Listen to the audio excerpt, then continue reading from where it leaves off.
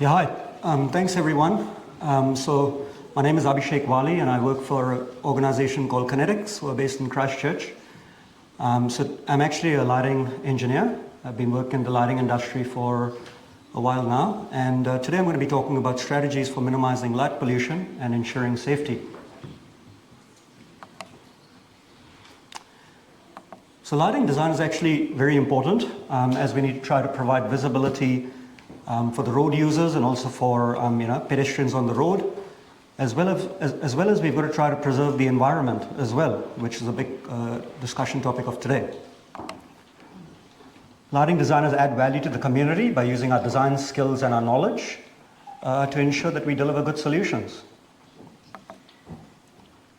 We also have to check lighting compliance to standards and meet very strict requirements, and this is to ensure that good quality outcomes ahead. And also during this lighting design process, we engage with various stakeholders, not only our clients like the councils and the road controlling authorities, but we've also got to engage more and more now with the dark sky organizations, the wildlife organizations, conservation, and ecology as well. So there's several different factors a lighting designers to think about, and illumination and safety is probably one of the most important objectives. Where like, typical design, we've got to try to provide adequate light levels for public and road safety. So lighting controls are also quite important. We've got to think about the switching on and switching off times. Like some people have talked about today, motion sensors are also important. Sometimes lights can be completely switched off on roads as well, but this generally does not happen as much as we probably want to. And also lights, most people will not probably know in the room today, but a lot of the lights in New Zealand, for example, are remotely controlled and monitored by the council. So the lights are actually controlled by a laptop computer, and the council can actually dim the lighting levels from the computer. And it's all remotely controlled. So that's a big change in technology. Lighting product approval is also very important because there's a proliferation of so many different products out there in the market, and lighting designers have to endeavor to try to choose good quality lighting products for the application. And all these products have been rigorously tested and certified and meet very strict luminaire performance standard requirements, again, as per the Australian New Zealand standards. Environmental considerations are also, a big topic of today, and probably it's becoming more and more important, and it's going to become more and more important in the future, is where we need to try to assess the impacts on the wildlife and the dark sky. And there's a document called the Australian National Light Pollution Guidelines for Wildlife, which is actually quite a comprehensive document, and it can be referred to for lighting designers. And again, I would say that not all lighting designers would be following some of these documents, but I'm just saying that we all need to do more to to understand some of the things in this. So typically correlated color temperature, which is abbreviated to CCT here, can be broken up into three broad groups like Susan has just briefly talked about. So you can see the first group is the amber orange, 1600K to 2200K. So as the name suggests, it's actually quite an amber, sort of an orangey color. And this can be ideal for wildlife and environmentally sensitive areas. And generally where there's turtles, this is very, an ideal color temperature to use. And again, this is per the National Light Pollution Guidelines for Wildlife. It also can minimize impacts on ecosystems in the night sky because obviously of the very low blue light content, as some of you already have seen in previous discussions, but I'll show you on the next slide. Warm white is generally categorized between 2700K to 3000K color temperature. And again, it's ideally, it can be used for environmentally and wildlife sensitive areas again. And it's now being considered as a balanced option for public and pathway lighting. So again, a pretty big shift in New Zealand where now we're starting to consider these very low color temperatures in this part of the world, which is a really good thing. And neutral white 4000K, it offers probably the better visibility from a driver safety point of view at night because again, like Susan was saying and some of the other presenters have talked about, the sensitivity of the eye shifts at night to the lower blue wavelengths. And that's probably one of the main reasons why this color temperature has been used on New Zealand roads traditionally, from local roads to major roads, motorways, highways, and different types of applications. However, this color temperature also can contribute to greater sky glow because of the higher blue spike, which I'll show you on the next slide. So, spectral power distribution curves is something that a lighting designer needs to start to think about more nowadays. And, basically when we're looking at the spectral power distribution curves, we need to think about driver and public safety. We need to think about human and wildlife circadian rhythms, and also effects to the night sky.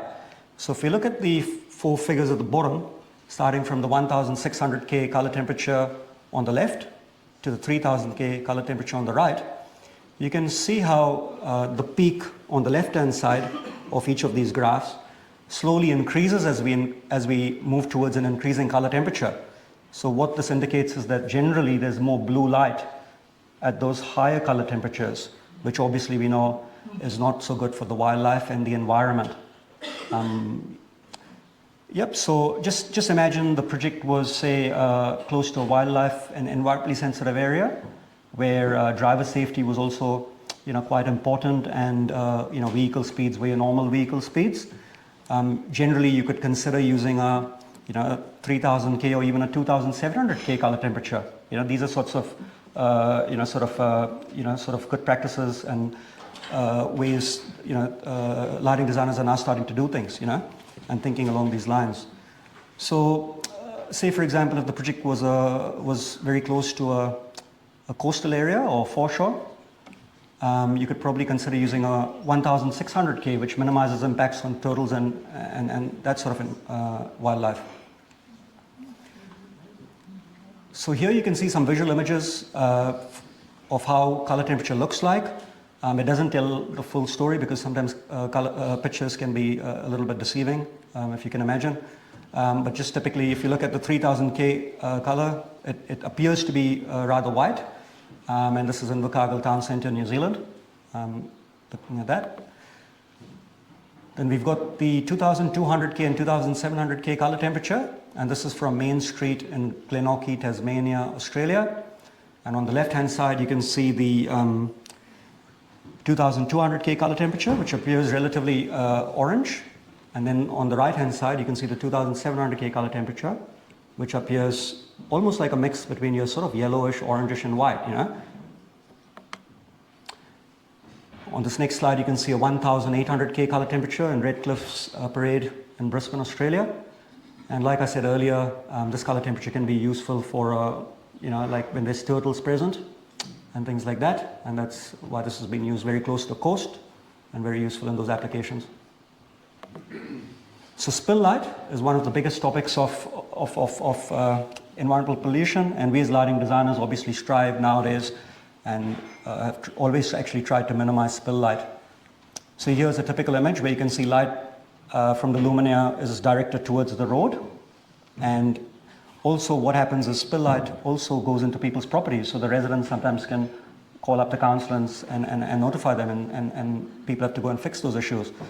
Spill light can also spill upwards into the atmosphere, creating sky glow, which is a nuisance to the dark sky organizations and people who are looking at observatories. And spill light can also spill backwards, wasting energy. So we can use different design strategies to minimizing spill light, where we can meet the requirements of the AS/NZS 4282 obtrusive spill lighting standard. We can locate the poles and luminaires appropriately by not placing them directly in front of people's windows. We can put them on property boundary lines to try to minimize the spill light. We can also try using our lighting software to limit the mounting height of the luminaire and reduce the height of them. That's why a lot of the lights around this part of the world are very low mounting height bollards. And we can also change the tilt angle of the luminaires by not orienting them too high upwards, which again creates light going into people's properties more. And then we can also control the lumen output, reduce the wattage, and save energy, which is good for the environment and for cost savings. So typically as a lighting designer, here, the slide sort of shows some typical LED lighting distributions. And if you can look at these top 5 images. Just imagine you're looking from the top, from a bird's eye view. And the lighting designer has to select the right lighting distribution for the application. So you can see the type 2 distribution on the far left. There's a type 2 distribution, which generally a very long and a narrow distribution. So it puts light in a long and narrow way on pathways, for example. Then you've got, for example, a type 4 distribution, which is a very forward-throwing luminaire. So it puts light, like forward. So it could be used at an intersection. And then you've got a type pedestrian crossing luminaire as well. So the luminaire is developed in such a way that the optics are designed to asymmetrically distribute the light onto the pedestrian or zebra crossing. So again, these are all different methods that designers can use to minimize spill light and save energy. So on the next image below, if you can imagine looking at the LED distribution from the side now, as if you're in a car and approaching the luminaire, you can see some of the light is going in the front, some light goes backwards. Some light is useful going backwards to light the pathways when people are walking on those areas. But of importance and to note, generally LED luminaires actually upward light, or in other words, they can emit close to 0% upward light into the atmosphere. And again, this is after looking at different types of LED luminaires and assessing them. So typically a spill lighting design can look like something like this. And this is done to the AS NZS 4282 obtrusive spill lighting standard, where the calculations have been done on the windows of properties. And you've got 3 luminaires here. And after doing the calculations, the light levels have been reduced to less than 2 lux on the windows of the properties, which is a really good outcome. And we as designers have to always try to minimize spill light and control them and meet the requirements of this Australia New Zealand 4282 obtrusive lighting standard. So lastly, in summary, color temperature and spectral power distribution selection is actually a balance between public safety, human and wildlife circadian rhythms, and effects to the environment. I think we've all learned from the past, and there's a lot of learning still to do, but we're moving towards including the environment and circadian rhythms much more now.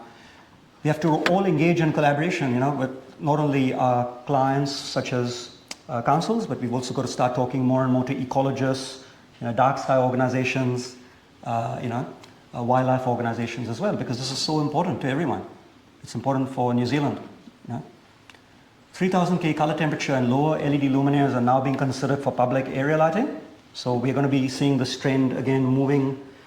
I guess the trend is going to be heading towards that direction, where we're now going to be seeing focus more towards the lower color temperatures over time, which is a good thing for the environment. And lastly,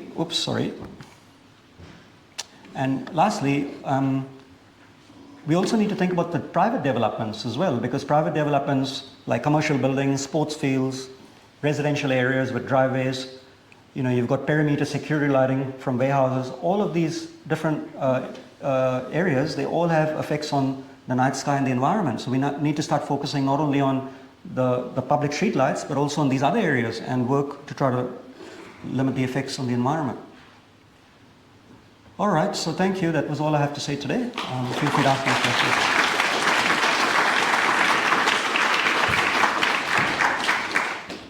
Questions? Hello, Abhishek. Thank you very much for that conversation. Sorry, I can't see the person who's talking. Oh, sorry. Oh, sorry, Steve. Yeah.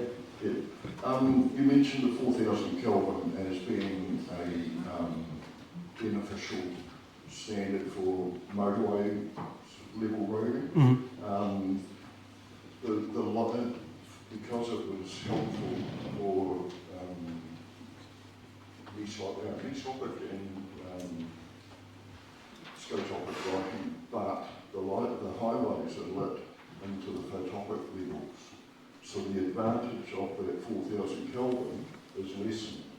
So I think there's an argument to be made to do away with the 4000 Yes. and drop that right down if we can. Yes, you're right. I mean, there's a bit of research that's been done in that area, obviously quite a bit of research.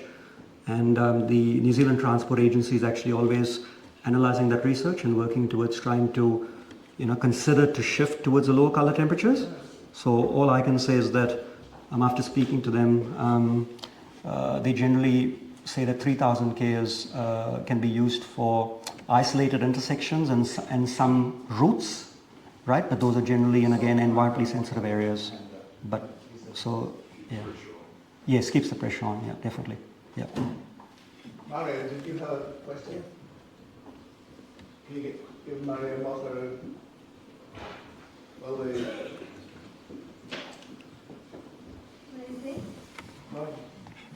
Mario, and then we'll have one more from Jeremy. Thank you for the talk. I just have to quibble with you about a couple of numbers.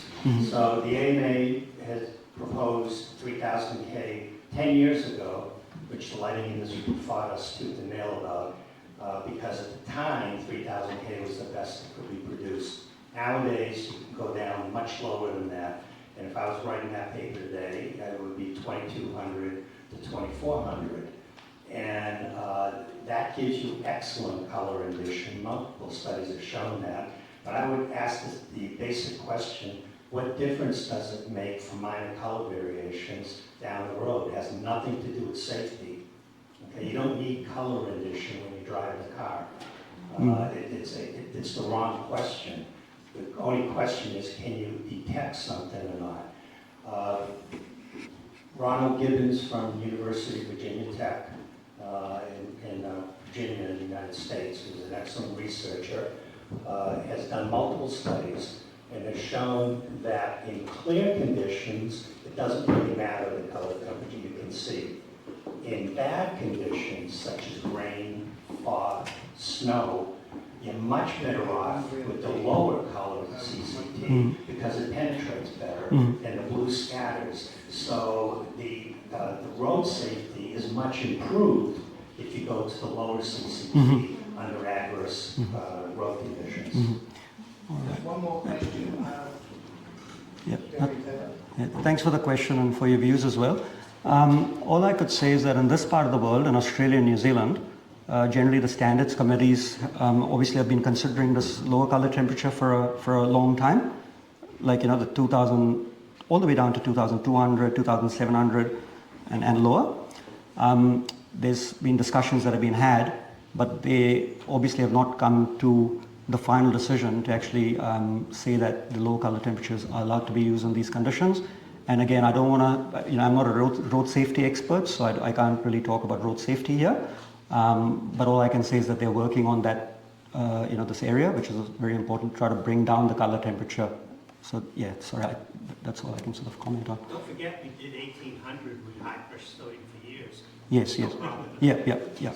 Okay, last question. Can I, Abhishek, thank you very much for that really, it was a very good presentation, but I do want to challenge you on those issues that you keep on mentioning safety, but it's already been mentioned in this conference. Do you accept that there is, this is a hypothesis regarding safety, there actually isn't any evidence towards that the lighting the lighting requirements that have been put in place for safety have no evidence to back them up?